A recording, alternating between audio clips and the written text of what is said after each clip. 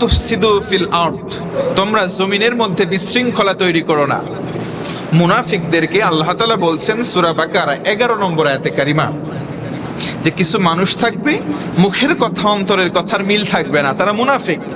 তাদেরকে যখন কেউ আহ্বান করবে, ডাকবে, ডেকে বলবে তোমরা জমিনে বিশৃঙ্খলা করো না। প্রিয় বন্ধুগণ, বলুন তো জমিনে বিশৃঙ্খলা আছে না নাই?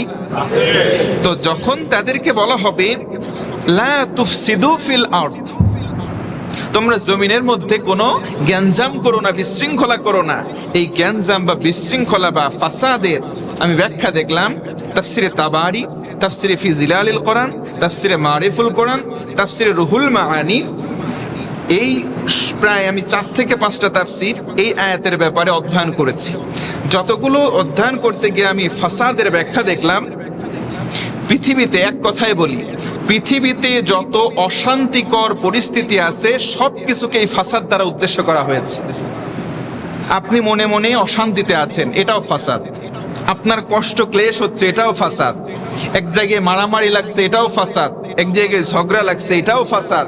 পৃথিবীতে যত অশান্তির কার্যাবলী রয়েছে সবগুলোই হচ্ছে ফাসাদ। জোরে বলো নাউজুবিল্লাহ। যখন মুনাফিকদেরকে ডেকে বলা হবে লা তুফসিদু ফিল আরদ, তোমরা জমিনের মধ্যে ফাসাদ করো না, কোন রকম বিপর্যয় সৃষ্টি করো না। আচ্ছা, মানুষের মাঝে বিপর্যয় সৃষ্টি করা আল্লাহ পাক নিষেধ করছেন। আল্লাহর নিষেধ, তার মানে এই কাজটা যদি উপেক্ষা করে কেউ করে তাহলে এটা কি হারাম হবে না হালাল হবে? হারাম, প্রকাশ্যে হারাম। আল্লাহ পাক বললেন লা তুফসিদু ফিল আরদ, তোমরা জমিনের মধ্যে বিশৃঙ্খলা করো না, ফাসাদ করো না। এই কাজগুলো যারা করবে আল্লাহর আদেশকে তারা অবজ্ঞা করলো, তার মানে আল্লাহ এদের পরিচয় দিচ্ছেন এরা ঈমানদার না, এরা মুমিন হতে পারে না। এই মুমিনদের নামধারী কিছু মানুষের ব্যাপারে আল্লাহ জাস্ট ইন্ডিকেট করছেন যে মুমিনদের নামধারী নামাজিও হবে, তারা লেবাসধারী হবে, রোজা করবে, হজও করবে, মুখে দাড়িও থাকবে, কিন্তু তারা জমিনের মধ্যে বিপর্যয় তৈরি করবে, অন্যায়ভাবে মানুষদেরকে হত্যা করবে, অন্যায়ভাবে মানুষদেরকে আজে বাজে পরিস্থিতির মধ্যে ফেলে দেবে।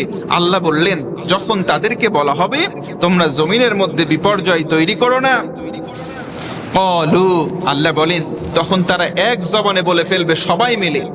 এই জায়গায় বলা হলো যখন তাদেরকে বলা হবে, লাহুম মানে বহু বচন, তার মানে আল্লাহ তাআলা বোঝালেন জমিনের মধ্যে একজন বিপর্যয় তৈরি করবে না, জমিনের মধ্যে বিপর্যয় তৈরি করার মতো অসংখ্য মানুষ তৈরি হয়ে আছে, ভবিষ্যতেও থাকবে। আল্লাহ তাআলা বললেন তখন তারা একজোট হবে। ক্বালু, সম্মিলিত কণ্ঠে তারা বলবে ইন্নামা নাহনু মুসলিহুন, এই আমাদেরকে শিখাইতে এসো না, আমাদেরকে শুধরাইতে এসো না, আমাদেরকে বইলো না যে জমিনের মধ্যে বিপর্যয় করা যাবে না, বরং আমরাই তো আছি শান্তি শৃঙ্খলা বাহিনী নিয়ে, আমরাই আছি মুসলিহুন, মানুষদেরকে সংশোধন করার জন্য। নাউজুবিল্লাহ পড়েন। স্পষ্ট কথা হচ্ছে এটা, কিছু মানুষ থাকবে তারা লেবাস ধরবে ইমানদারের, লেবাস ধরবে মুমিনের, মানুষের ভিতরে তারা ফাসাদ তৈরি করবে। আমাদের মতো কেউ যদি তাদেরকে বলে তোমরা ফাসাদ কইরো না, মানুষদেরকে অন্যায়ভাবে মাইরো না, মানুষদের মাঝে ঝগড়া তৈরি করে দিও না, তখন তারা বলবে বেটা তুমি বেশি বোঝো, চুপ থাকো, বরং আমরাই আছি মানুষের ভিতরে শৃঙ্খলা বজায় রাখার দায়িত্ব নিয়ে। আরেকবার বলেন নাউজুবিল্লাহ। তো এই ঘোষণা প্রায় 1500 বছর আগে নবী করিম সাল্লাল্লাহু আলাইহি ওয়াসাল্লামের জামানায়। তবে আমি আজকে দেখলাম তাফসিরে ফি জিলালিল কোরআন মুফাসসির তিনি স্পষ্ট উল্লেখ করেছেন এই আয়াত সহ গোটা কোরআনের যতগুলো আয়াত আছে এটা ওই সময়ের জন্যই শুধু নাজিল হয় নাই, বরং এক সময় নাজিল হলেও কিয়ামত সংঘটিত হওয়ার আগ দিন পর্যন্ত এই কোরআনের শিক্ষাগুলো বাস্তবতার সাথে মিলে যাবে। আরেকবার আল্লাহু আকবার। পৃথিবীতে লেবাসধারী মুমিন বা লেবাসধারী মুসলমানের সংখ্যার কোনো অভাব নেই। এরপরে তারা বলবে আমরাই তো দায়িত্ব নিয়েছি, আমরাই মানুষদেরকে শান্তি শৃঙ্খলায় রাখবো। আল্লাহ তার পরের অংশে বললেন সাবধান, তাদের থেকে সাবধান, তাদের থেকে সাবধান যারা মানুষের মাঝে বিপর্যয় তৈরি করলো। তাদেরকে যখন বলা হলো তোমরা এই কাজগুলো কইরো না, তারা বলল বেশি কথা বইলো না, আমরাই দায়িত্ব নিয়েছি সংশোধন করার। আল্লাহ বললেন শোনো, আলা সাবধান, আলা সাবধান। আল্লাহ প্রত্যেকটা মানুষদেরকে বলছে ইন্নাহুম হুমুল মুফসিদুন, সাবধান, ওরা মুখে দাবি করলে কি হবে, প্রকৃতপক্ষে ওরাই হচ্ছে অশান্তি সৃষ্টিকারী, প্রকৃতপক্ষে ওরাই হচ্ছে বিপর্যয়কারী। নাউজুবিল্লাহ বলে। এদের পরিচয় কিন্তু মুনাফিক, আল্লাহ পাক স্পষ্ট করছেন। এই দেখেন, ওয়ালাকিন লা ইয়াশউরুন, ওয়ালাকিন লা ইয়াশউরুন। আল্লাহ এদের পরের অংশেই বললেন, তারা যে শান্তি শৃঙ্খলা বজায়ের দায়িত্ব নিয়েছে, তারা বলছে আমরা মুসলিহুন, মানুষদেরকে আমরা সংশোধন করি। আল্লাহ বলেন না, পৃথিবীর মানুষ তোমরা সাবধান, ওরা মুখে দাবি করলেও প্রকৃতপক্ষে তারা এই কাজ করে না, তারাই বিপর্যয় সৃষ্টিকারী, তারা বুঝতেও পারে না। নাউজুবিল্লাহ বলেন। এবার আসেন পরবর্তী অংশে। এরপরে ওয়াইদা কিলা লাহুম, এরপরে যখন তাদেরকে বলা হয় আমিনু, তোমরা ঈমান আনো, একটা দাওয়াতি কাজ করা হলো, তারা মানলো না। এর পরের অংশে দাওয়াতি কাজ হলো লাহুম, যখন তাদেরকে বলা হয় আমিনু, তোমরা ঈমান আনো। আচ্ছা মুমিন আমি, আপনি সবাই, আমি যদি আবার আপনাকে বলি যে ঈমান আনেন, আপনার রাগ হবে কি হবে না? হবে না? আপনিও মুমিন আমিও মুমিন, আমি যদি আপনাকে বলি আপনি ঈমান আনেন, আপনার কি একটু রাগ হবে না? হওয়া স্বাভাবিক কি না? কি ব্যাপার, আমি তো মুমিন, আমি তো নামাজ পড়ি, আমার নামের শুরুতে মোহাম্মদ, শেষে আছে ইসলাম, আমার বাপ দাদা হাজি বংশের, আমি এবার হজ করার নিয়ত করছি, জাকাত দেই, রোজার মাসে রোজা রাখি, আশুরায় রোজা রাখি, সবে বরাত সবে কদর কোনোটাই বাদ দেই না, আমার আবার ঈমান আনার কথা বলে মানে? আল্লাহ বলছেন শোনেন, কি কষ্ট পাচ্ছেন? কষ্ট পাচ্ছেন? তাহলে আল্লাহ তাআলা বলেন, যখন তাদেরকে বলা হবে তোমরা ঈমান আনো, কামা আমানান নাস, যেভাবে তোমাদের পূর্বের মানুষগুলো ঈমান এনেছিল, তার মানে সাহাবাই কেরামগণ কিভাবে ঈমান এনেছিল, আল্লাহ পাক বলছেন তোমরা ওইভাবে ঈমান আনো। জোরে কোন আল্লাহু আকবার। তার মানে আমাদের ঈমান আমরা মুখে দাবি করলেও প্রকৃত ঈমানের মালিকানা আমাদের মধ্যে সবাই বলেন আছে? নাই। যদি থাকতো তাহলে আল্লাহ আয়াত কোশ্চেনকালেও দিতেন না। তখন তারা বলে আনুমিনু কামা আমানাস সুফাহা, ইন্টারোগেটিভ সেন্টেন্স, প্রশ্নবোধক। তখন তারা বলবে দাওয়াতি কাজ করতে আইছো আমাদের কাছে, আমরা ওই মূর্খদের মতো ঈমান আনবো? আমানাস সুফাহা, সুফাহা মানে নির্বোধ, বোকা, আমরা তাদের মতো ঈমান আনবো? একটু ধিক্কার দিয়ে ঘৃণা ভরে বলেন না নাউজুবিল্লাহ। একটু জোরে আরেকবার বলেন নাউজুবিল্লাহ। ইমানদার লেবাসধারী যখন তারা অন্যায় কাজ করবে, জমিনে বিপর্যয় সৃষ্টি করবে, কেউ যদি বলে আপনি বিপর্যয় করেন না, ওরা নতুন ফতোয়া শোনাই দেবে যে আমরাই তো বিপর্যয় থেকে মানুষকে শান্তি দেওয়ার জন্য দায়িত্ব নিয়েছি। আল্লাহ বললেন সাবধান ওদের থেকে। তাহলে ওদের থেকে সাবধানে থাকার দরকার আছে না নাই? সবাই বলেন আছে না নাই? কোরআন আল কারীম সূরা বাকারা আয়াত নাম্বার 11, আয়াত নাম্বার 12, জোরে কোন আল্লাহু আকবার। আমার মনে হয় এই আয়াতে কারিমাগুলো, এইগুলো আমরা শুনবো, হৃদয়ঙ্গম করব, বাস্তব জীবনে আমল করার চেষ্টা করব। এই কারণে আল্লাহ তাআলা কোরআন আল কারীমের প্রতিটা আয়াতে স্পষ্ট করে প্রত্যেকটা সময়ের জন্য, প্রত্যেকটা মুহূর্তের জন্য আমাদেরকে বারবার যেন সতর্ক করণার্থে আয়াতগুলো শুনিয়ে যাচ্ছেন। আরেকবার সুবহানাল্লাহ। আল্লাহ তাআলা বলেন, যখন তাদেরকে এ কথা বলা হলো একটা দিনে করলো, দ্বিতীয়বারে যখন তাদেরকে বলা হবে তোমরা তাহলে ঈমান আনো, আমিনু কামা আমানান নাস, ওই মানুষগুলোর মতো ঈমান আনো, তখন তারা পূর্বের মানুষদেরকে বলে আমরা কি ঈমান আনবো ওই বোকাদের মতো? আমরা কি ওই নির্বোধের মতো ঈমান আনবো? আল্লাহ বলেন আলা ইন্নাহুম হুমুস সুফাহা, এ বেটা সাবধান, কাদেরকে বোকা বলো, কাদেরকে নির্বোধ বলো? আলা সাবধান, ইন্নাহুম হুমুস সুফাহা, বরং তোরাই হচ্ছিস নির্বোধ, তোরাই হচ্ছিস বোকার স্বর্গে বসবাসকারী মানুষ। ওয়ালাকিন লা ইয়ালামুন, কিন্তু তারা বুঝতেও পারে না। তারা যে বোকা, তাদের মাথার ভিতরে যে গোবর আছে, এরা কিছুই বুঝতে পারে না, মনে করে আমরাই সবচাইতে বড় বুদ্ধিমান। নাউজুবিল্লাহ বলেন।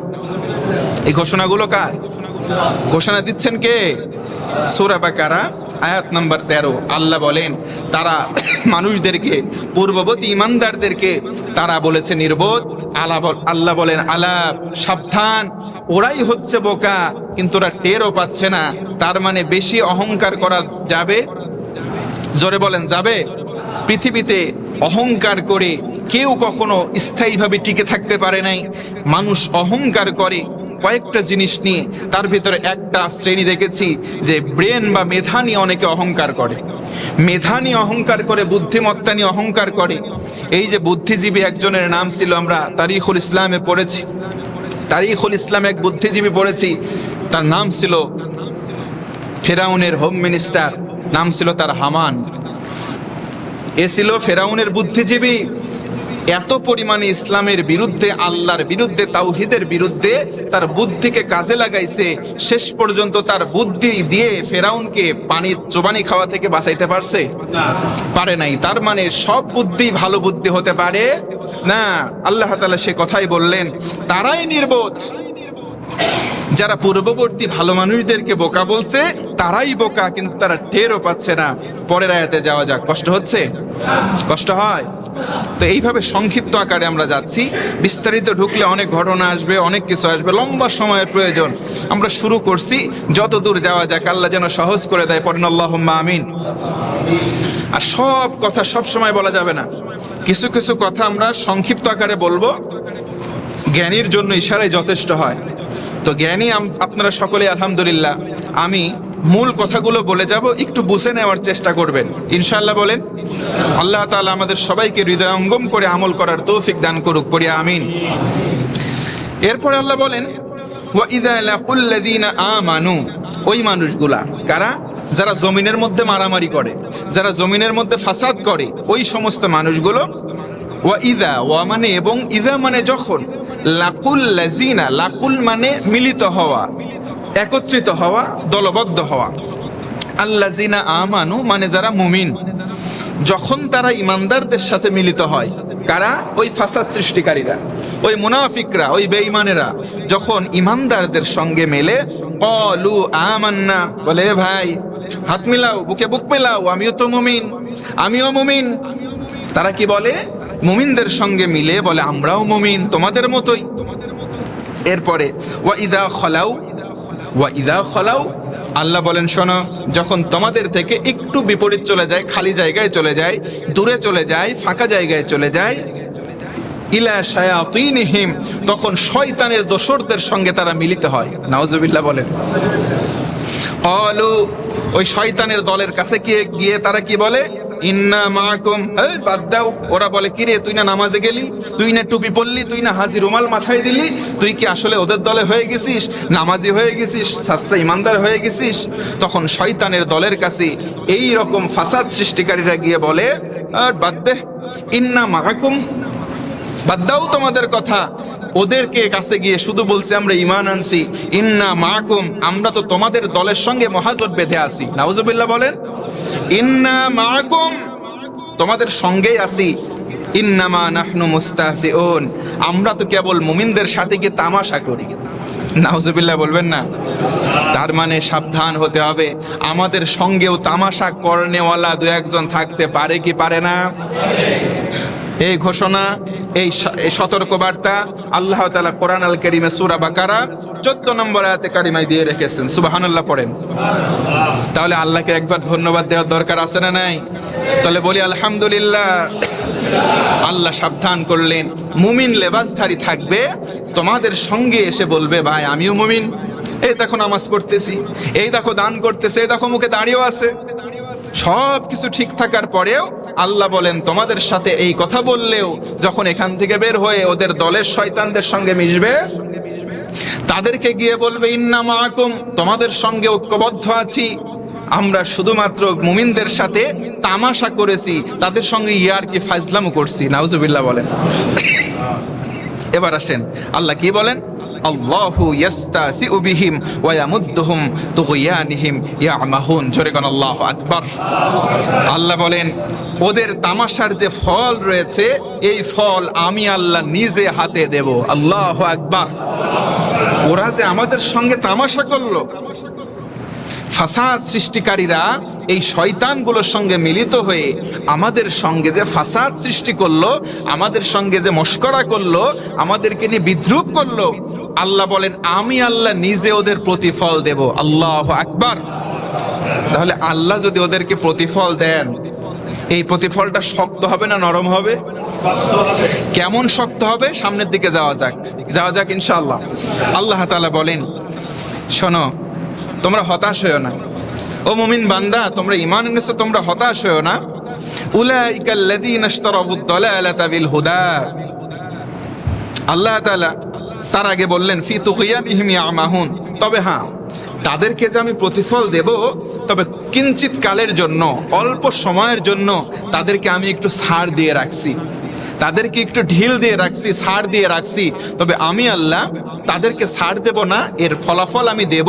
কারণ আমরা পেয়ারা বান্দা, আমি আল্লাহর পেয়ারা বান্দা মুমিনদের সঙ্গে তারা উপহাস করেছে, আমি এর শাস্তি দেব। তবে কিঞ্চিত কাল তাদেরকে অপেক্ষা করা লাগবে, আমি ছাড় দিয়েছি। আল্লাহু আকবার। আল্লাহ তাআলা পরে বলেন উলাইকাল্লাযীনা ইশতারাবুদ দালালাতা বিল হুদা, তারা কি করতে চায়? তারা এমনভাবে অবাধ্যতা ও বিভ্রান্তির মধ্যে ঘুরপাক খেতে পারে যে ওরা নিজেরাই হেদায়েতের সহজ সরল পথে বিভ্রান্তি নিয়ে পড়ে থাকবে, তারা টেরও পাবে না। আল্লাহু আকবার। আল্লাহ পাক তাদের শাস্তিটা কিভাবে দেবেন? যে তারা সহজ সরল মন নিয়ে সহজ সরল ভাবে চলবে, ওর মধ্যে এমনভাবে বিভ্রান্তি ঢুকে পড়বে, তাদের অজান্তেই ওরা বিভ্রান্ত হয়ে যাবে, ওরা টেরও পাবে না। আল্লাহু আকবার। এজন্য আমরা সব সময় নামাজের মধ্যে পড়ি ইহদিনাস সিরাতাল মুস্তাকিম। আল্লাহ আমাদেরকে সোজা পথের সন্ধানটা তুমি আল্লাহ দেখিয়ে দাও। সব সময় নামাজের মধ্যে আমরা সূরা ফাতিহা পাঠ করি আর এই কথা বলি ইহদিনাস সিরাতাল মুস্তাকিম। আল্লাহ সোজা সাপটা পথ বলে দাও, কারণ সোজা পথেই রয়েছে মুক্তি, বক্র পথে কখনো মুক্তি মিলতে পারে না। আল্লাহ তাআলা পরের আয়াতে বলেন, পরের অংশে বলেন ফামা রাবিহাত তিজারাতুহুম ওয়ামা কানু মুহতাদিন। এই যে বিভ্রান্তিকর একটা বিষয়ের মধ্যে তারা আটকে গেছে, এই আটকে যাওয়ার কারণে প্রকৃতার্থেই তারা পথ হারা হয়ে গেছে, প্রকৃতার্থেই তারা পথ হারা হয়ে গেছে। ইহদিনাস সিরাতাল মুস্তাকিমের মধ্যে তারা দাঁড়িয়ে থাকবে অটলভাবে, এই সক্ষমতার তারা কখনো অর্জন করতে পারবে না। আল্লাহ পরের আয়াতে বলেন তাদের উদাহরণ কি জানো?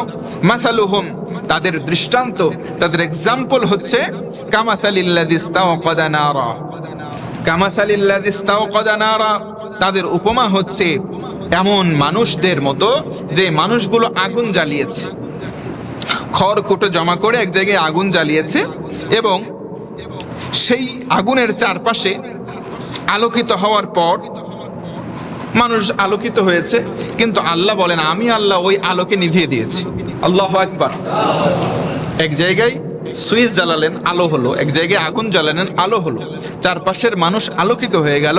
আল্লাহ বলেন তাদের দৃষ্টান্ত হলো মাসালুহুম কামাসালিল্লাযী ইস্তাওকাদা নারা, তারা জনগণের মাঝে আগুন জ্বালালো, আগুন চারপাশ আলোকিত হওয়ার পরপরই আল্লাহ তাআলা সেই আলো সরিয়ে নিয়ে গেলেন। আর কি হলো? আগুন জ্বালিয়েছে যারা, আগুন যদি ওই জায়গা থেকে আল্লাহ সরিয়ে নেয়, ওই জায়গায় অন্ধকার হয়ে যাবে, ঘোর তামাশা ঘিরে ফেলবে, আর ওই অন্ধকারের মধ্যে তারা হাবুডুবু খাবে, কোনো রাস্তা খুঁজে পাবে না। আল্লাহ তাআলা সেই কথাই বললেন মা হাওলাহু যাহাবাল্লাহু বিনূরিহিম ওয়া তারাকাহুম ফিয-যুলুমাতি লা ইউবসিরুন। এমন ঘোর কালো তামাশা আসবে যে তারা কখনো আর পথ দেখতে পারবে। তার মানে স্পষ্ট আয়াতের ব্যাখ্যা হচ্ছে যারা মানুষের মাঝে ফাসাদ সৃষ্টি করবে, যারা মানুষের মাঝে বিপর্যয় তৈরি করবে, যারা মানুষের অশান্তির কারণ হবে, যারা মানুষকে শান্তিতে থাকতে দিবে না, যাদের কারণে অধিকাংশ মানুষের ভুক্তভোগী হবে, আল্লাহ বলেন ভবিষ্যতে তাদের এই আলোকে আমি আল্লাহ নিভায় দেব। আল্লাহু আকবার। তারা যে আগুন প্রজ্বলন করে মানুষদেরকে আলো দেখাচ্ছে, এই আলো আমি আল্লাহ কেড়ে নেব, তারা অন্ধকারে নিপতিত হবে, এই অন্ধকারে তারা কিচ্ছু চোখে দেখতে পারবে না। আল্লাহু আকবার। আলো দেওয়ার মালিক কে?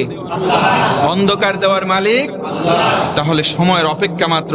আল্লাহ আগেই বললেন এই শাস্তিটা আমি কায়েম করব, আরোপ করব। কখন? একটু সময় অবকাশ দিয়েছি, একটু অপেক্ষা করো। এজন্য আল্লাহ অন্য আয়াতে বলেন যে ইখতিয়ার করো আর নামাজ পড়ো। আমরা যদি বিপদে আপদে নিপতিত হই, আমরা শুধু আল্লাহ না, তবে আল্লাহর কাছে চাওয়ার মতো তো চাইতে হবে। চাওয়ার মাধ্যম দুইটা, সবাই বলেন কয়টা? এক নম্বর ধৈর্য ধারণ করতে হবে, আর দুই নম্বর নামাজের মধ্যে আল্লাহর কাছে চাইতে হবে। আজকে অধিকাংশ মানুষের দিকে তাকান যে নামাজে খোঁজ নিলাম আমি, নামাজের মুসল্লি নাই, আবার ধৈর্য, আজকে আমাদের ধৈর্য নামক এই গুণটা আমাদের মাঝখান থেকে বিদায় নিয়েছে। প্রায় মানুষের ধৈর্যই আর নাই। ধৈর্য চেনেন? ধৈর্য কেমন? ধৈর্য একটা মিসাল দেই। আল্লাহ নবীর অনেক সাহাবী এমন ছিলেন যে যুদ্ধে যখন রণাঙ্গনে পৌঁছে গিয়েছে, একজন নামাজ আদায় করবে, অন্যরা বিশ্রাম নিচ্ছে। আল্লাহ নবীর এক সাহাবী নামাজ আদায় করছেন, কাফেররা দূর থেকে চিন্তা করলো ওখানে দাঁড়িয়ে আছে পাহারাদার, মার তীর মারছে। তীর এসে যখন একবারে সরাসরি বক্ষের মধ্যে আঘাত হানছে, হানার পরেও সেই ব্যক্তি স্থির রয়েছে, কোন রকম নড়চড় করে নাই, স্বাভাবিকভাবে। সুবহানাল্লাহ পড়বেন না? আপনি বলতে পারেন হুজুর তীর খায় নামাজে সোজা হয়ে দাঁড়ায় আছে, আর আমরা দাঁড়ায় থাকলে মশা মাছি পর্যন্ত আমাদের হাত থেকে বাঁচতে পারে না। কি এমন মুসল্লি আছে না যে আমরা যদি নামাজে দাঁড়াই, মশা মাছি যদি আমাদের গায়ে পড়ে, মশা মাছির আমরা মার্ডার করে ফেলি নামাজের মধ্যে। আল্লাহ পাক আমাদের হেফাজত করুক, পড়ে না আমিন। তাদের ধৈর্য, তাদের একনিষ্ঠতা কত পর্যায়ে ছিল, আল্লাহু আকবার। আল্লাহ তাদের মতো ঈমান আমাদেরকে আনতে বলছেন, এজন্য আমাদের ঈমান আনাটা হচ্ছে না। তাদের মতো ঈমান আনার দরকার আছে, আছে না নাই? আছে। তারা নামাজ পড়েছে, একটা দুইটা তিনটা পর্যন্ত তীর বিদ্ধ হয়েছে, সাহাবী নামাজ ছেড়ে দেয় নাই। এরপরে যখন নামাজ সম্পন্ন হয়েছে, অন্য সাহাবীরা যখন বলে কি ব্যাপার, তোমার বক্ষ দিয়ে রক্ত বের হচ্ছে, তুমি টের পাও নাই? বলে আল্লাহি আমি টের পাইছি, কিন্তু আমি বুঝতে পারি না, আমার কোনো আঘাতই অনুভূত হয় নাই। কারণ তার মধ্যে ছিল নামাজের যেই একটা ধ্যান ধারণা, ধৈর্যের যে একটা চেতনা তার ভিতরে থাকার কারণে এই শাস্তিটাকে, কষ্টটাকে যিনি লাঘব করে দিয়েছেন তিনি কে? তাহলে আমাদের ভিতরে এই সবর, এইরকম একনিষ্ঠতা যদি থাকে, আমাদের এই ছোটখাটো বিপদ আমাদের কাছে কিছুই মনে হবে না। এর চাইতে বড় বিপদ আসলেও আমরা ইস্তেকামাত থাকতে পারবো ইনশাআল্লাহ। আল্লাহ তাআলা বলেন তাদের উদাহরণ হচ্ছে কেমন? তাদের উপমা হচ্ছে, তারা আগুন জ্বালালো মানুষের কাছে, মানে ফাজলামি করার কারণে তারা মানুষের কাছে, ইমানদারদেরকে এসে বলেছে আমরা তোমাদের কাছে আছি, আমরা তোমাদের সাথী। যখন ইমানদার থেকে বের হয়ে তারা শয়তানের দলবদ্ধ হয়েছে, তখন তাদেরকে বলেছে ইন্না মাআকুম, আমরা তো তোমাদের দলে। ওদের কাছে গেছে একটু সিম্পিতি নেওয়ার জন্য, ওদের কাছে গেছে একটু সিম্পিতি নেওয়ার জন্য, মাথায় টুপি লাগাইছি, নামাজ পড়া শেষ, চলে আসছি, একটু সিম্পিতি আদায় হয়ে গেছে, ওদের কাছে আর যাই নাই। ইন্না মাআকুম, আমরা তো তোমাদের সাথে আছি। শব্দ চয়ন দেখেন, শব্দ চয়নগুলো দেখেন। আল্লাহ তাআলা বলেন যে ওয়াইদা লাকুল্লাযিনা ক্বালু আমান্না, স্বাভাবিক শব্দ, যে যখন ইমানদারদের কাছে আসে বলে আমরা তো মুমিন, আমরা তো ইমানদার, তোমার দিনী ভাই, হাত মিলাও, বুক মিলাও, তুমিও মুমিন আমিও মুমিন, জানো না মুমিন মুমিন ভাই ভাই, মুমিন মুমিন ভাই ভাই ফতোয়া দিচ্ছে। আল্লাহ বলেন যখন মুমিনদের কাছ থেকে চলে যায়, তাদেরকে গিয়ে বলে ইন্না মাআকুম। মাআকুম শব্দটা বললেও অর্থ হয়ে যেত যে তোমাদের সাথে তো আছি। শব্দের আগে ইন্না শব্দ ব্যবহার করে, ইন্না শব্দ ব্যবহার করে বোঝালেন অবশ্যই আমরা তোমাদের সাথে আছি, ওদের সঙ্গে মশকরা করছি, ঠাট্টা করছি। নাউজুবিল্লাহ বলেন। আল্লাহ বলেন শোনো, ওদের এর প্রতিফল আমি দেব, তবে কিঞ্চিত সময় তাদেরকে আমি আল্লাহ অবকাশ দিয়েছি। তবে আমি আল্লাহ ধরি না, যখন ধরবো তখন বাপ বলারও টাইম দেব না। আল্লাহ বললেন সে কথা, মাসালুহুম কামাসালিল্লাযী ইস্তাওকাদা নারা, তারা আগুন জ্বালিয়েছিল মানুষদেরকে আলো দেখানোর জন্য, কিন্তু এই আলো ছিল না, এই আলোটা ছিল মানুষের সঙ্গে প্রতারণা। আল্লাহ বলেন ফালাম্মা আযাআত মা হাওলাহু যাহাবাল্লাহু বিনূরিহিম ওয়া তারাকাহুম ফি যুলুমাতিল লা ইউবসিরুন। আল্লাহু আকবার। ওই আলো আমি আল্লাহ নিভায় দেব, ঘোষণাকার যখন আমি আলো নিভাই দেব, আশেপাশের মানুষ অন্ধকারে পড়বে, তোমরাও অন্ধকারে পড়বা। আর ওই অন্ধকার আলো জ্বালিয়েছিল যারা, ওই অন্ধকারে পড়লে ওরা চোখে কিছু দেখতে পারবে, লা ইউবসিরুন, তারা কিছুই দেখতে পারবে না। সুম্মুন বুকমুন উময়ুন ফাহুম লা ইয়ারজিউন। আল্লাহ বলেন ওরা আধারের মধ্যেই ঘুরপাক খাবে, আলোয় কশ্চিনকালেও ফিরে আসতে পারবে। ঘোষণাগুলো দিচ্ছেন কে? তার মানে মানুষের সঙ্গে এরকম ধোকামি কাজ করা যাবে? আল্লাহ আমাদেরকে সতর্ক করছেন যে তোমাদের আশপাশে এমন মানুষ থাকতে পারে, আলা তোমরা সাবধান হয়ে যাও। জোরে কোন সুবহানাল্লাহ। এরপরের আয়াতে 19 নম্বর আয়াতে কারিম আল্লাহ তাআলা বলেন আও কাসাইয়্যিবিম মিনাস সামাই ফীহি যুলুমাতুন ওয়া রা'দুন ওয়া বারক। আল্লাহ বলেন তাদের উদাহরণ আরো দিচ্ছি, তারা ঘোর অন্ধকারে প্রবল ঝড় বৃষ্টি শুরু হয়েছে। অনেক সময় ঝড় বৃষ্টি শুরু হয় না? গতকাল রাতেও প্রায় সন্ধ্যার পর পর একটু ঝড়ের মতো বাতাস হয়েছে, কিছু কিছু জায়গায় বৃষ্টিও পড়ছে কয়েক ফোঁটা। আপনাদের এলাকায় কি হয়েছে জানি না। এই ঝোড়ো হাওয়া যে বয়ে যায়, কালকে দেশের বিভিন্ন জায়গায় বৃষ্টিও হয়েছে আলহামদুলিল্লাহ।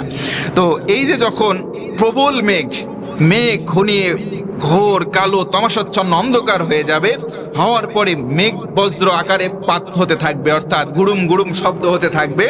আল্লাহ বলেন এই বজ্রের যেই গর্জন, এর মৃত্যু ভয়ে তারা কানের মধ্যে আঙ্গুল দিয়ে রাখবে। কি দিয়ে রাখবে? আমরা অনেক সময় দিয়ে রাখি, এটা দেবেন না। এটা কাদের স্বভাব?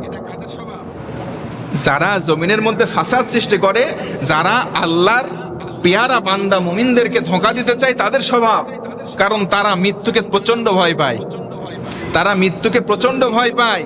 আল্লাহ তাআলা বলেন আও কাসাইয়িবিন মিনাস সামাই ফিহি যুলমাতুন ওয়া রা'দুন ওয়া বারক, যখন মেঘ তমসাচ্ছন্ন করে দেবে, চারিদিকে ঘোলা হয়ে যাবে, যখন বজ্রপাত শুরু হয়ে যাবে, এ সময় তারা কানের মধ্যে আঙ্গুল দেবে। কানের মধ্যে কি দেবে? আমরাও দেই, তবে সাবধানে রাখবেন। বজ্রপাতের খবর আমরা দেখি, অনেক সময় মানুষ মারা যায়, অনেক সময় গাছগুলো জ্বলে যায়, অনেক সময় গৃহপালিত পশুগুলো, গরু ছাগল বকরিগুলোও মারা যায়। এই সময়গুলো আমরা মেঘাচ্ছন্ন পরিবেশ দেখলে নিরাপদ আশ্রয়ের জায়গায় চলে আসবে ইনশাআল্লাহ।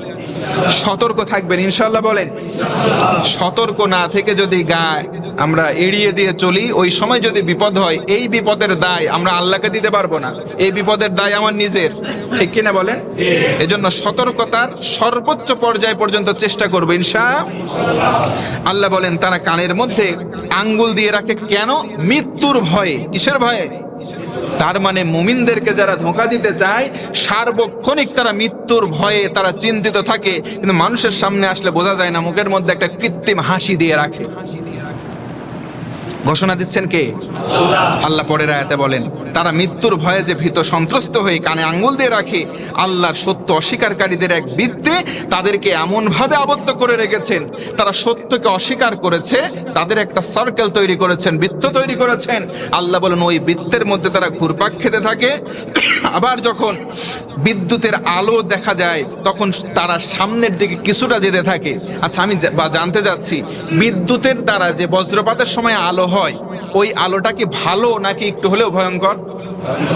সবাই বলেন ভয়ঙ্কর আলো। কারণ ওই আলো আমাদেরকে শান্তি দিচ্ছে না, মনের মধ্যে একটা উৎকণ্ঠা তৈরি করছে।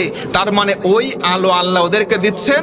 আল্লাহ বলেন ওরা ওই আলো দেখার পরে একটুখানি সামনের দিকে যায়, ওদের মিশন সাকসেস করার জন্য সামনের দিকে যাইতে থাকে।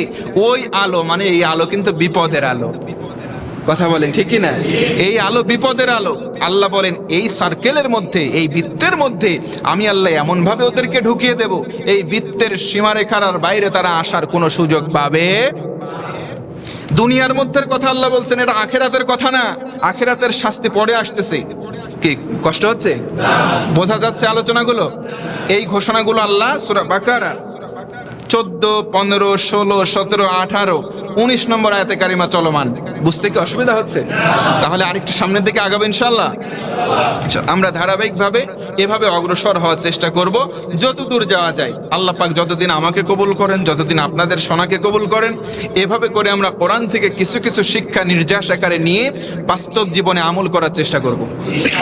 আল্লাহ কবুল করে পড়ে না আমিন। তারা কিছুক্ষণ অগ্রসর হবে, আবার তারা ওই আলো হারিয়ে ফেলবে। কারণ বজ্রপাতের আলো বেশিক্ষণ থাকে? স্রোত করে এরকম আলো দেয়, একটুখানি রাস্তা দেখে আবার আলো বন্ধ হয়ে যায়। তার মানে যে আলো দেখাচ্ছে আল্লাহ পাক, যে আলো ওদেরকে দেখাচ্ছে, বেশিক্ষণ রাস্তায় চলতে পারবে না। একবার ধপাস করে আলো জ্বলে, গুরুম করে শব্দ হয়, একটু আলো জ্বলে, একটুখানি আগাইলো, আবার অন্ধকার, আবার একটু আলো জ্বললো, আবার অন্ধকার। এভাবে করতে করতে যখন প্রকট আকারে একটা ঝাঁকুনি দেবে, ওই ঝাঁকুনিটা চূড়ান্ত ঝাঁকুনি, আর পালানোর কোনো রাস্তা পাবে না। আল্লাহ তাআলা পরবর্তীতে বলেন চারপাশ যখন ছেয়ে পেলে তখন ওরা থমকে দাঁড়াবে। যখন এই তমাশা, এই অন্ধকার চারপাশ ছেয়ে দাঁড়াবে, তখন তারা থমকে দাঁড়াবে। আল্লাহ ইচ্ছা করলে তখন তাদের বাক শক্তি, তাদের দৃষ্টিশক্তি, তাদের শ্রবণ শক্তি সব কিছু কেড়ে নিতে পারতেন, কিন্তু আল্লাহ পাক সুযোগ দেন, আল্লাহ পাক একটু ছাড় দেন। তবে আল্লাহ শুনে রাখো, ও যারা ফাসাদ সৃষ্টিকারী, ইন্নাল্লাহা আলা কুল্লি শাইইন কাদির, প্রত্যেকটা বিষয়ে আল্লাহ এককভাবে সর্বশক্তিমান। একবার আল্লাহু আকবার। তার মানে আল্লাহ ওদেরকে ছাড় দিয়েছেন। আল্লাহ ইচ্ছা করলে বজ্রের আওয়াজে তাদের কানের শক্তি, তাদের চোখের শক্তি, তাদের বাক শক্তিও কেড়ে নিতে পারতেন, কিন্তু নেয় নাই। কারণ আল্লাহ হলেন এত দয়ালু, এত করুণাবান যে আল্লাহ পাকের করুণা যদি আমরা গণনা শুরু করি শেষ করা সম্ভব না, কখনো শেষ করা সম্ভব না। আল্লাহ তাআলা পরের আয়াতে বলেন, ইয়া আইয়ুহান নাসু উবুদু রাব্বাকুম, হে মানুষ, তাদের ব্যাপারে তোমাদেরকে সতর্ক করলাম। এই যে সতর্ক করার বক্তব্য শেষ হলো, এরপরে আল্লাহ আবার মানুষদেরকে ডেকে ইবাদতের কথা বললেন। এবার আসেন যারা পরবর্তীতে আসলেন, আমি আলোচনাটা এখানে সামারাইজ করতে চাই। আজকের আলোচনার যে মূল কথা, আল্লাহ তাআলা বললেন মানুষের মধ্যে কিছু মানুষ থাকবে, তারা ইমানদারের লেবাস ধরবে, তারা মুখে বলবে মুমিন। আল্লাহ বলেন প্রকৃত অন্তরের খবর আমি আল্লাহ ফাঁস করে দিলাম, ওরা মুমিন না। সুবহানাল্লাহ পড়েন। পৃথিবীতে ফাঁস, এই যে ফাঁস হওয়া প্রশ্ন, এই সিস্টেম আছে না নাই? আরে নাই মানে পৃথিবীতে প্রশ্ন ফাঁস। কবরের যে 3টা প্রশ্ন আল্লাহ কত আগে ফাঁস করে দিছে, আমরা প্রশ্নও জানি উত্তরও জানি। এমন ঘন মুসলমান ঘরের সন্তান নাই যে প্রশ্ন আর উত্তর আমরা জানি না। সবাই জানি কি জানি না? কিন্তু মনে রাখবেন, হাদিস দ্বারা প্রমাণিত, আল্লাহর কওল দ্বারা প্রমাণিত, যারা আল্লাহদ্রোহী হবে, যারা জমিনে ফাসাদ সৃষ্টিকারী হবে, তারা প্রশ্ন উত্তর উভয় জানার পরেও সেদিন জবানের দিকে মুখে তালা পড়ে যাবে, তারা কোনো কথাই মুখ দিয়ে বলতে পারবে? জোরে বলেন, পারবে না। প্রশ্নও জানি উত্তরও জানি। পৃথিবীতে তো প্রশ্ন ফাঁস হইলে না হয় পরীক্ষায় চান্স পাইলো, চাকরিতে বড় একটা পদ নিয়ে বড় বড় চোর হইতে পারলো, কিন্তু ওই জায়গায় যায় প্রশ্ন ফাঁসেরও সুযোগ নাই, উত্তর ফাঁসেরও সুযোগ নাই। কর্মফল অনুযায়ী, ব্যাকগ্রাউন্ড অনুযায়ী উত্তর দিতে পারবে অথবা পারবে না। জোরে কোন আল্লাহু আকবার। পৃথিবীতে ঘুষ চলে, পৃথিবীতে দুর্নীতি চলে, পৃথিবীতে ফাঁক ফোকর থাকতে পারে, ফেরেশতারে ঘুষ দেওয়ার কোনো সুযোগ আছে নাকি? ফেরেশতার সঙ্গে ভালো আপনার খাতির আছে? প্রত্যেকটা মানুষের কাঁধে 2টা সম্মানিত ফেরেশতা আছে। কয়টা? আপনি কোনোদিন ঘুষ দিয়ে তাদেরকে দমাইতে পারবেন? যেটা লিখো না, আল্লাহ ছোট্ট থেকে ছোট জিনিসও তাদের দ্বারা লিখায় রাখতেছেন, আবার বড় থেকে বড় কিছু লিখায় রাখতেছেন। কোনা যদি ছোট থেকে ক্ষুদ্র থেকে একেবারে ক্ষুদ্র হয় সেটাও লিখিত থাকবে, আপনার নেকিও যদি ক্ষুদ্র থেকে একেবারে অতি ক্ষুদ্র হয় সেটাও লিখিত থাকবে। আল্লাহ তাআলা আপনার পরবর্তী সময়ে এটা আপনার সামনে উন্মুক্ত করে দেবেন। এই হিসাব অনুযায়ী যার নেকের পাল্লা ভারী হবে সে জান্নাতে, বদির পাল্লা ভারী হলে যাবে কথা, হিসাব শেষ। আল্লাহ তাআলা আজকের আলোচনার মূল সারাংশ হচ্ছে আমাদেরকে সাবধান করছেন। আল্লাহ 2বার শব্দ ব্যবহার করলেন, আলা। আলা আরবিতে এই শব্দের শাব্দিক অর্থ হলো বি কেয়ারফুল, সতর্ক হয়ে যাও, সাবধান হয়ে যাও। আল্লাহ কয়বার বললেন? আজকের আলোচনার ভিতরে 2বার এই শব্দটা বলে আমাদেরকে বোঝালেন সাবধান, সাবধান। আল্লাহর কথা আল্লাহ এমনিতে বললে আমরা সতর্ক হতাম, তারপরে আলা শব্দ ব্যবহার করে 2বার সতর্ক করলেন। তার মানে এই মানুষগুলো পৃথিবীতে সবচাইতে সাংঘাতিক, যারা নিজেদেরকে বলে মুমিন কিন্তু প্রকৃতভাবে তারা মুমিন। তারা কি করে? তারা জমিনের মধ্যে, তারা এলাকার মধ্যে ফাসাদ সৃষ্টি করে, বিপর্যয় সৃষ্টি করে, হানাহানি সৃষ্টি করে, মারামারি সৃষ্টি করে, ঝগড়া সৃষ্টি করে।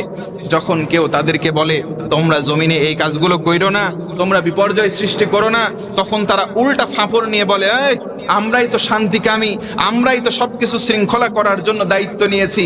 অথচ আল্লাহ বলেন না, এই কাজগুলো যে তারা বললো তারা হচ্ছে চরম পর্যায়ের মিথ্যাবাদী। জোরে কর নাউজুবিল্লাহ। আল্লাহ তাআলা তাদের কথা আরো বললেন, তারা মুমিনদের কাছে এসে বলে তোমাদের সাথে আমরা তো ঈমান এনেছি, তোমরা আমার ভাই। এখান থেকে যখন চলে যায়, গিয়ে যারা শয়তানের কাছে একত্রিত হয়ে বলে ইন্না মাআকুম, আমরা তোমাদের সঙ্গে আছি, তাদের সঙ্গে আমরা একটু ইয়ারকি করছি, তামাশা করছি। আল্লাহ বলেন আমি আল্লাহ তাদের তামাশার পুরস্কার দেব। তামাশার পুরস্কার কি ভালো না খারাপ হবে? আল্লাহ বলেন এমন ভাবে একটা বৃত্ত তৈরি করে দেব, সার্কেল। ওই সার্কেলের মধ্যে আমি আল্লাহ অন্ধকার দেব, এই অন্ধকারে তারা পথ চলতে পারবে না। পথ চলবে শুধুমাত্র কেমন আলো? এই বজ্রপাতের আলো হবে, একবার করে আলোকিত হবে, একটু যাবে, আবার দেখবেন একটা করে বজ্রের আওয়াজ, আবার একটু আলো, বেশিক্ষণ যেতে পারবে না। আল্লাহ বলেন আমি আল্লাহ চাইলে তাদের বাকশক্তি, শ্রবণ শক্তি, তাদের সব কিছু দৃষ্টিশক্তি সহ আমি নিয়ে নিতে পারতাম, নাই। তাদেরকে অবকাশ দিয়েছি কিছু সময়, কিঞ্চিত সময় পর্যন্ত, অল্প সময় বাদ তাদেরকে এমনভাবে ধরবো তারা আর একটু পা ফেলে সামনে যাওয়ার সুযোগ পাবে। পাবে। এই জন্য তাদের থেকে সতর্ক হওয়ার দরকার আছে না নাই? আসেন এবার পরবর্তী বক্তব্যে আমরা যাব। তার আগে আমরা আগামী দিনে এই যে পরের বক্তব্য থেকে শুরু করব। আল্লাহ পাক মানুষদেরকে ডেকে আল্লাহ পাকের ইবাদত করার কথা বললেন। আসেন, আল্লাহ বলেন ইয়া আইয়ুহান নাস, ইয়া আইয়ুহান নাস, ইয়া আইয়ুহান নাস। আল্লাহ বলতে পারতেন ইয়া আইয়ুহাল্লাযীনা আমানু, মানে যারা মুমিন, যারা ঈমানদার, যারা ঈমানদার, যারা মুমিন হবে তাদেরকে ডাকতে পারতেন, কিন্তু আল্লাহ তাআলা এখানে বললেন ইয়া আইয়ুহান নাস। আচ্ছা বলেন, এখানে যারা আমরা আছি সবাই মুমিন? কোনো সন্দেহ আছে? তার মানে অন্য ধর্মের যারা আছে তারা কি মানুষ, কি মানুষ না? সবাই মানুষ। মনে রাখবেন, সবাই মানুষ। মানবতা বলে একটা জিনিস আছে। আল্লাহ রাসূল সাল্লাল্লাহু আলাইহি ওয়াসাল্লাম, বুখারীর একটি হাদিস বলি, কষ্ট হচ্ছে না তো?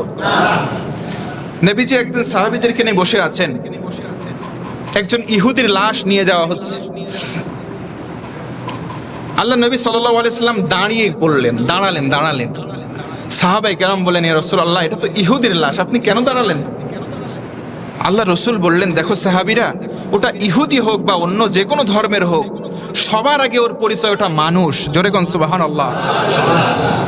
ওর পরিচয়, ওর ধর্মের পরিচয় অনেক পরে। প্রথম পরিচয় আমিও মানুষ, সেও মানুষ। জোরে কোন আল্লাহু আকবার। মানবতা শিখিয়েছেন মুহাম্মদ সাল্লাল্লাহু আলাইহি ওয়াসাল্লাম, আর আজকে আমরা তার উম্মত হয়ে মানবতা ভুলে যাচ্ছি। এজন্য আমরা সবার আগে মানুষকে সম্মান করার চেষ্টা করব, ইনশাআল্লাহ। বলেন। আরেকটা বুখারীর হাদিস বলি, নবী করিম সাল্লাল্লাহু আলাইহি ওয়াসাল্লাম একদিন বসে আছেন, সাহাবীদেরকে নিয়ে একটা লাশ নিয়ে যাওয়া হচ্ছে। সাহাবীদের মাঝখান থেকে একজন দাঁড়ালেন, আরো কয়েকজন সাহাবী চলে আসলেন, বলেন লোকটা খুবই খারাপ ছিল, লোকটার জ্বালায় মানুষ অতিষ্ঠ হয়ে গেছিল। এইরকম ভাবে তার নামে প্রায় কয়েকজন সাহাবী আজে বাজে কথা বললেন। নবী করিম সাল্লাল্লাহু আলাইহি ওয়াসাল্লাম বলেন ওয়াজাবাত। জোরে কোন আল্লাহু আকবার। সাহাবায়ে কেরাম হতভম্ব হয়ে বললেন ইয়া রাসূলুল্লাহ, ওই ব্যক্তি খারাপ ছিল তো, প্রচন্ড খারাপ। আমরা খুশি হয়ে না হয় এই কথা বললাম, অথবা তার প্রতি তৃপ্ত হয়ে এই কথাগুলো বললাম, আপনি ওয়াজাবাত কেন বললেন? আল্লাহ রাসূল সাল্লাল্লাহু আলাইহি ওয়াসাল্লাম বললেন, শোনো, কেউ যখন মারা যাবে, অধিকাংশ মানুষ যদি সাক্ষ্য দেয় সেই বেটা খারাপ ছিল, তার জন্য জাহান্নামটা আবশ্যক হয়ে যায়। তোমরা তার সাক্ষীদাতা, এজন্য আমি বললাম অজাবাত, তার জন্য জাহান্নামের আগুনটা আবশ্যক হয়ে গেছে। নাউজুবিল্লাহ বলেন। একটু চিন্তা করেন, একটু বিবেকের কাছে চিন্তা করেন। এই হাদিস থেকে আমি আপনি এমন জীবন যেন গঠন না করি, মারা যাওয়ার পরে মানুষ আলহামদুলিল্লাহ বলে। এমন জীবন গঠন যেন না করি, মারা যাওয়ার পরে মানুষ হাজারে হাজার লাখে লাখে আলহামদুলিল্লাহ পড়ে। এমন জীবন গঠন করার চাইতে তার আগে কুকুর শুকুর হয়ে মরে যাওয়া অনেক ভালো। আল্লাহ রসুল সাল্লাল্লাহু আলাইহি সাল্লাম ঠিক ওখানেই বসা, আরেকটা লাশ নিয়ে যাওয়া হচ্ছে, বুখারীর বর্ণনা। আল্লাহ রসুল সাল্লাল্লাহু আলাইহি সাল্লাম বসে আছেন, সাহাবায়ে কেরাম ওই লাশটা সম্পর্কে বললেন, না, বেচারাটা গরিব হলেও অনেক ভালো ছিল, তো উদার মনের ছিল, এতটা ভালো মানুষ আমরা অনেক কমই দেখেছি। সাহাবায়ে কেরামদের কথা শুনে নবীজি আবার সেম বাক্য বললেন ওয়াজাবাত। জোরে কোন সুবহানাল্লাহ।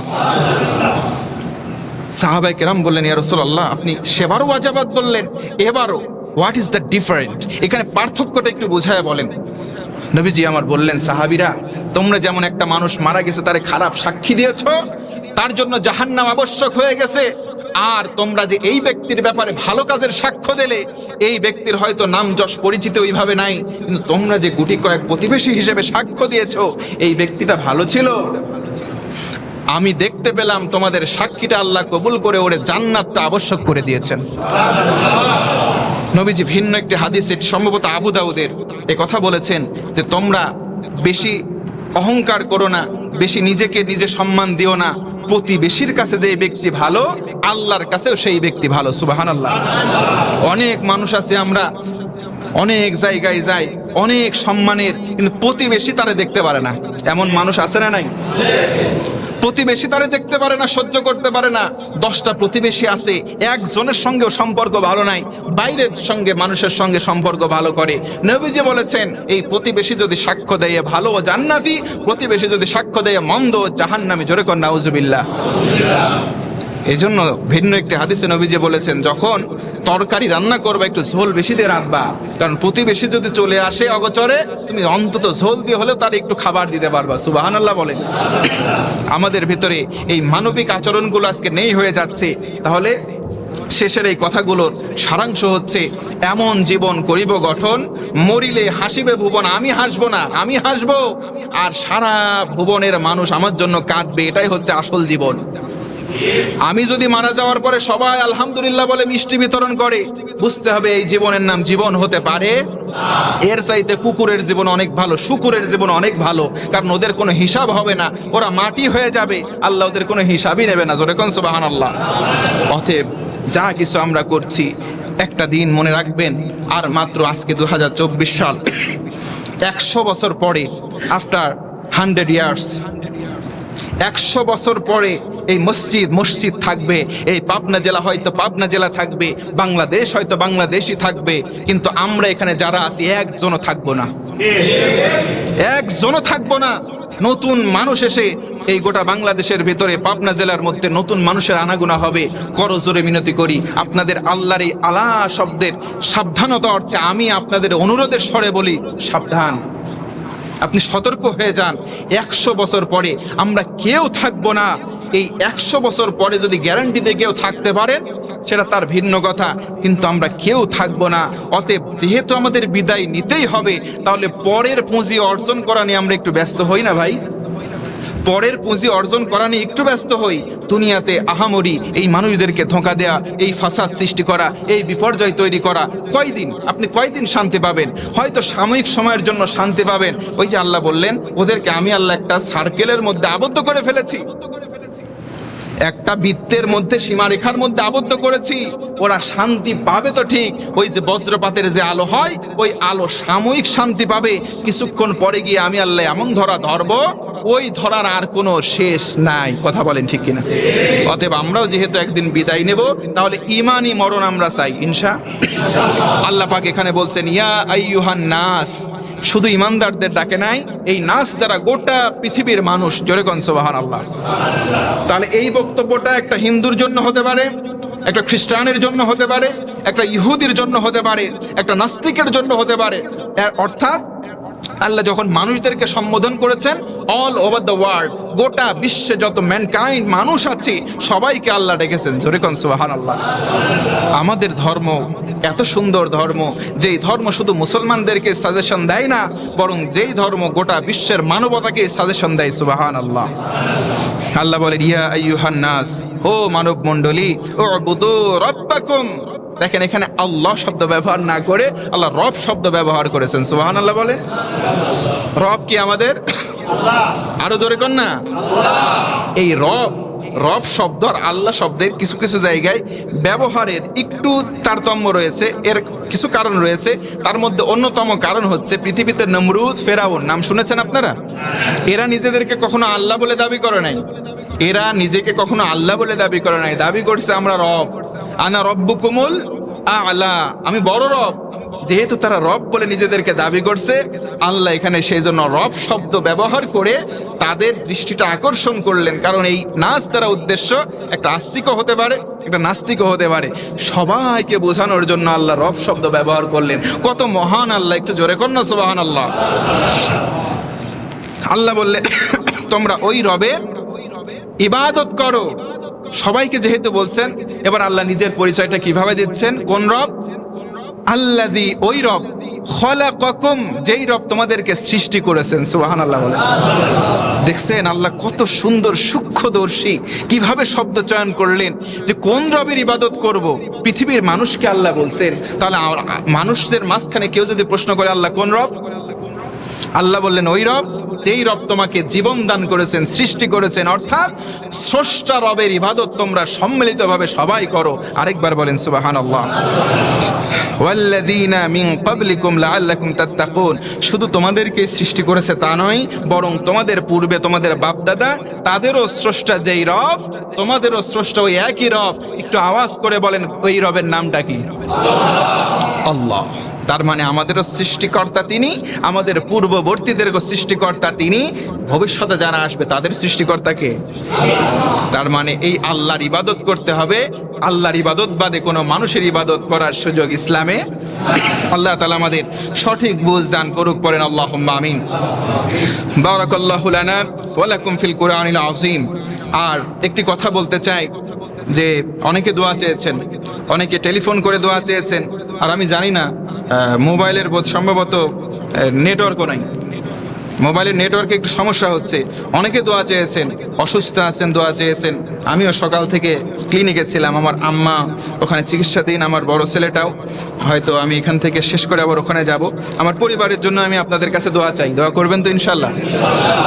এক কথায় দোয়া চাই, আল্লাহ পাক সমস্ত অসুস্থ মানুষদেরকে যেন শেফা দান করে।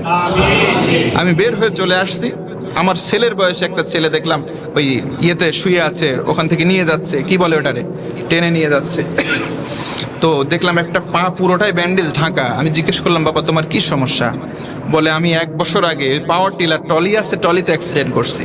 কয় আমার হাড় গোড়া সব একবারে গোড়া হয়ে গেছে, ভালো হচ্ছে না, আমি তো দাঁড়াইতেও পারি না, হাঁটতেও পারি না, শুধু পা এরকম হয়ে আছে। আমার চোখ দিয়ে পানি দরদর করে অটোমেটিক বের হয়ে গেল। তো এজন্য যখন মন মেজাজ আপনাদের একটু অন্যরকম হয়ে যাবে, দুনিয়ার প্রতি আকর্ষিত হয়ে যাবে, আমি বলবো অন্ততপক্ষে একটু হাসপাতাল ক্লিনিকগুলোতে গিয়ে একটু ঘুরে আসবেন। আপনার দাম্ভিকতা অহংকার নিমিষেই চূর্ণ বিচীর্ণ হয়ে যাবে।